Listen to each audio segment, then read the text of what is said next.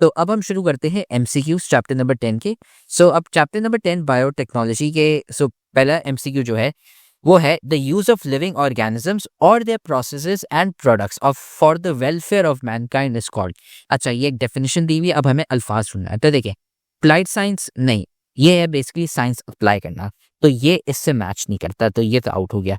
फिर आ गया technology, technology से भी डेफिनेटली नहीं करता क्योंकि इसमें आप ऑर्गेनिजम्स यूज नहीं करते, ये होती है आपकी कंप्यूटर साइंस, प्रोग्रामिंग वगैरह वगैरह, तो ये आउट हो गया। फिर तीसरा आ गया आपका बायोटेक्नोलॉजी। यस, बायोटेक्नोलॉजी में आप लिविंग ऑर्गेनिज्म यूज करते हो या उनके प्रोसेसेस या प्रोडक्ट्स को, ताकि आप है ना अच्छी चीजें बना सको और हम इंसानों को फायदा हो सके, तो यस बायोटेक्नोलॉजी इसका आंसर है। बाकी जो ऑप्शन नंबर डी है जेनेटिक इंजीनियरिंग, जेनेटिक इंजीनियरिंग में आप डीएनए लेते हो और उसको चेंज करते हो, जीन्स एक जगह से उठा के दूसरी जगह पे दूसरे ऑर्गेनिजम्स में डालते हो, तो ये तो है ना आपका ऑप्शन नहीं है, तो डी भी आपका ऑप्शन नहीं है, आंसर सी है। फिर आता है क्वेश्चन नंबर 2, जीन क्राई, ठीक है, responsible for the paste resistance is obtained from a bacterium, वो कौन सा बैक्टीरियम है? तो वो इसका आंसर है ए, बैसिलियस थुरिंजिनस, ठीक है। यहाँ से है ना आपका ये जीन क्राई जो है वो ऑब्टेन किया जाता है पेस्ट रेजिस्टेंस के लिए। जैसे आपके पेस्ट रेजिस्टेंस मतलब जैसे जो आपके इंसेक्ट्स होते हैं जो आपके पौधों को है ना अटैक करते हैं, तो आप है ना ये यूज़ करते हो उसके लिए, ताकि है ना आपके पौधे जो हैं वो हेल्थली ग्रो कर सके और आपके इंसेक्ट्स है ना मर जाए, पेस्टिसाइड्स जो हम कहते हैं, ठीक है। अब आते हैं क्वेश्चन नंबर 3 पे, genetically modified variety of sugarcane which have both cry 1AC and cry 2AB genes, ठीक है, ये आपके दो जीन्स हो गए बैक्टीरिया के, ठीक है, इज रेजिस्टेंट अगेंस्ट, ठीक है। अच्छा, ये किसको रेजिस्टेंट करता है? रेजिस्ट करता है high temperature, drought, sugarcane top borer और पीएच चेंजेस। तो इसका हमने पढ़ा हुआ है शुगर केन टॉप बोरर, ठीक है। तो ये है ना अब ये genetically modified variety of sugarcane, ठीक है, इसमें ये दो जीन्स होते हैं और ये किसको रेजिस्ट करता है? Again sugarcane top borer को। और सबसे इम्पोर्टेंट बात, हमने इस चैप्टर के ग्रेन टेस्ट का जो प्रैक्टिस टेस्ट है उसका लिंक हमने डिस्क्रिप्शन में डाल दिया है। आप डिस्क्रिप्शन में जाकर ये ऊपर पहला लिंक है प्रैक्टिस ग्रेन टेस्ट को, यहाँ पे जाएं और सॉल्व करें और प्रैक्टिस करें। यहाँ से आपने अगर प्रैक्टिस कर ली, आपके एग्जाम्स के अंदर एमसीक्यूज के अंदर 100% मार्क्स गारंटेड है। उसके अलावा अगर आपको हमारे फ्री नोट्स चाहिए, lecture, guest papers, model papers चाहिए, तो इस पहली वाली लिंक पे क्लिक करके आप हमारे चैनल को ज्वाइन हो जाए और दूसरी वाली लिंक को क्लिक करके आप हमारा व्हाट्सएप ग्रुप है इंपॉर्टेंट प्रीमियम, उसको ज्वाइन हो जाएं, ठीक है। अगर आपको ट्यूशंस वगैरह के अंदर एनरोल होना है, कोई डाउट है, तो ये हमारा व्हाट्सएप नंबर, इस पर क्लिक करेंगे आप डायरेक्ट व्हाट्सएप पे चले जाएंगे और तमाम बुक्स के पीडीएफ इस वाले यहाँ पर आखिरी वाले आपके पास गिवन है। आप यहाँ से कोई भी बुक उठा सकते हैं, आपकी जो मर्जी चाहे, सारी की सारी क्लासेस का। इसके साथ साथ आपसे रिक्वेस्ट है आप चैनल को सब्सक्राइब और वीडियो को लाइक भी करते हैं। अच्छा, सो क्वेश्चन नंबर 4 में आपका जो आंसर है, इसका जो आंसर है वो है ए, क्योंकि लैक्टोबैसिलस आपका एक बैक्टीरिया है जो यूज किया जाता है योगर्ट बनाने के लिए, ठीक है। फंजाई आउट हो गया। यीस्ट, यीस्ट एक्चुअली यूज होता है योगर्ट के लिए, बट वो यूज होता है उस चीज के लिए जैसे आपके ऊपर प्रोबायोटिक ब्लेंड्स हो गए या कोई सर्टेन कंपोनेंट्स बनाने के लिए। लेकिन अगर खाली दही आपको चाहिए तो उसके लिए ईस्ट यूज नहीं होगा और एल्गाई तो बिल्कुल नहीं होगा, ठीक है। सो ए हो गया इसका आंसर। फिर आ गया हमारा question number 5, biological pest control is rapid control, slow control, causes pollution या डैमेजेस क्रॉप्स। तो सबसे पहले पेस्ट कंट्रोल में जो है पोल्यूशन तो साइड हो गया और डैमेज क्रॉप्स आपका आउट हो गया, ठीक है।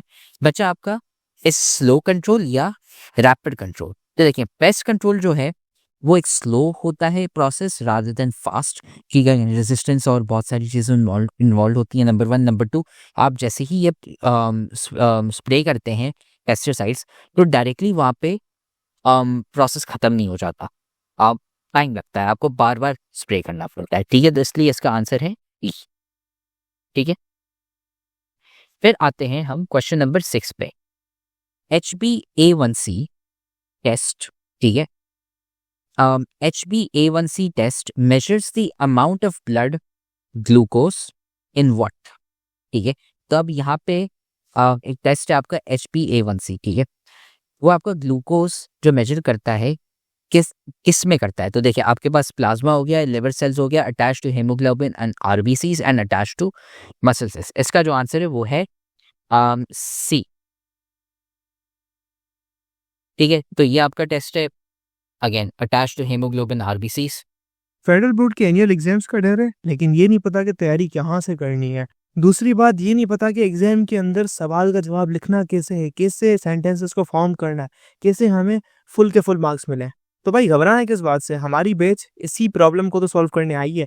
तो आप भी हमारे बच्चों की तरह 97.8 परसेंटेज ला सकते हो, 98.27 परसेंटेज ला सकते हो, फातिमा की तरह, अगली फातिमा आप बन सकते हो। आप 505 मार्क्स ले सकते हो आउट ऑफ 520। अच्छा जी, कैसे? हम आपको सिखाते हैं कि एग्जाम के अंदर लिखना कैसे होता है, ग्रेड टेस्ट प्रोवाइड करते हैं। देखिए जी, हमारे पास है पाकिस्तान की one of the best faculty. आप कोई भी सब्जेक्ट लेना चाहें, आपका जो दिल करे, आप सारे सब्जेक्ट्स लें, सिर्फ और सिर्फ 3,000 रुपये में पूरे साल में। आपको एग्जाम राइटिंग मेथड सेशन दिए जाते हैं कि सवाल का जवाब लिखना कैसे, डिफरेंस वाला अलग क्वेश्चन, डेफिनेशन अलग, एग्जाम्पल वाला अलग, मैथ के सवालों का जवाब अलग होता है।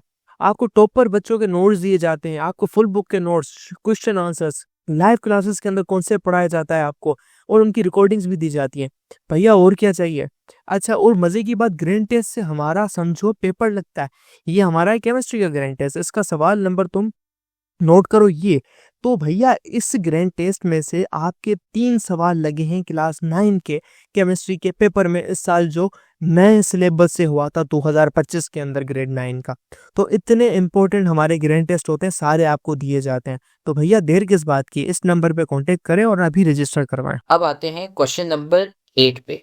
अ bacterium is considered genetically modified when it has, अच्छा आपका बैक्टीरिया कब जेनेटिकली मॉडिफाइड समझा जाता है?